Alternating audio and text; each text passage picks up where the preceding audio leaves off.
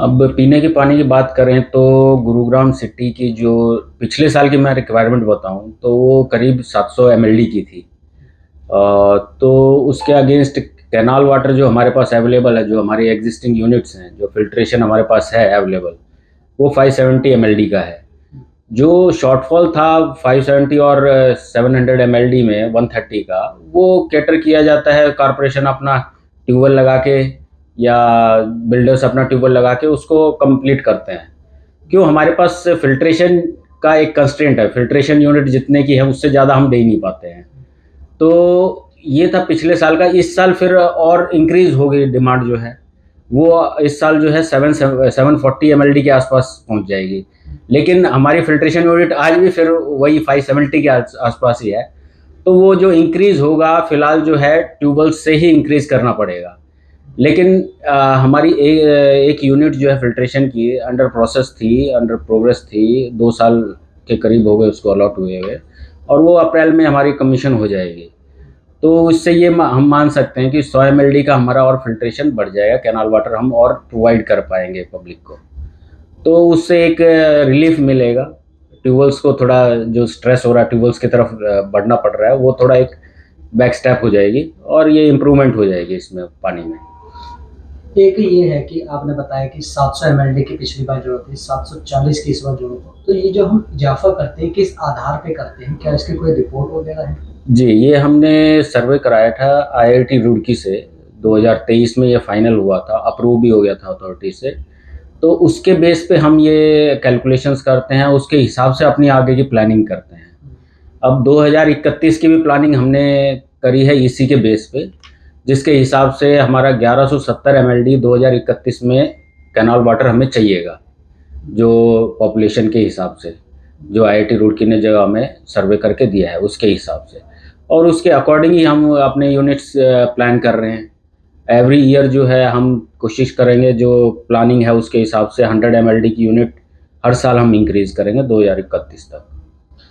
पहली बार ऐसा हो रहा है कि ट्रीटेड वाटर को भी यहाँ पे यूज किया जा रहा है, आज तक कभी नहीं किया गया। इससे कितना फर्क पड़ेगा और अभी हम कितना जो है रीयूज वाटर ले रहे हैं?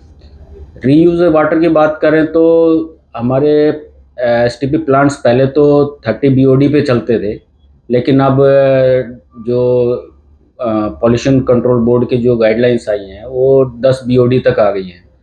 तो 10 बीओडी पे पानी आने के बाद, ट्रीटमेंट आने के बाद जो है उसको हम रीयूज़ कर सकते हैं। और इसके लिए भी काफ़ी हमने पाइपलाइंस भी डाली हुई हैं, पूरे शहर में रिसाइकल्ड वाटर पाइपलाइन डाली हैं। और आज की डेट में मेरे ख्याल से 126 एमएलडी के आसपास हम ट्रीटेड पानी रीयूज़ कर रहे हैं, चाहे हॉर्टिकल्चर में हो या इंडस्ट्री यूनिट्स में हो या पार्क्स वगैरह में, इस तरह से यूज़ कर रहे हैं। एक शायद फ्यूचर प्लानिंग ये भी है कि ट्रीटेड वाटर घरों तक भी पहुंचाया जाए, एक पीने के पानी की अलग लाइन डाले और ट्रीटेड वाटर की अलग लाइन डाले। ये अभी प्लानिंग में है, अभी तो किसी उस पे है नहीं। लेकिन जो बिल्डर्स है, कॉलोनाइजर्स है, उनका ये मैंडेट है। उसमें उन्हें डुअल प्लम्बिंग सिस्टम अपनाना पड़ता है। और जो उनका एसटीपी होता है, कि एसटीपी जो है ज़ीरो, जो इनका ट्रीटमेंट है 0 एलडी पे है। मतलब आपने वहीं पे ट्रीट करना है, उसको वहीं यूज़ करना है, बाहर नहीं आना कुछ भी। तो वो उनके सिस्टम में इनकॉर्पोरेटेड है और उसको इम्प्लीमेंट करवाने की आवश्यकता है बस। एक साल जो हमारी कैनाल आ रही है, कैनाल से कितने हम आपूर्ति हो पा रही है और कितने दिन का यहाँ पे पानी की स्टोरेज रहती है?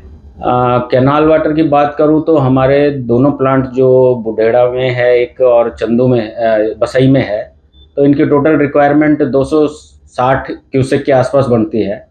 लेकिन वैसे सर्दियों में और बाकी मौसम में इतनी दिक्कत नहीं आती। गर्मियों में दिक्कत आती है, उसमें शॉर्टफॉल हो जाता है, 20-25 क्यूसेक का शॉर्टफॉल होता है, तो दिक्कत आती है। बाकी स्टोरेज हमारी टैंक्स की जो है 3 दिन की स्टोरेज है।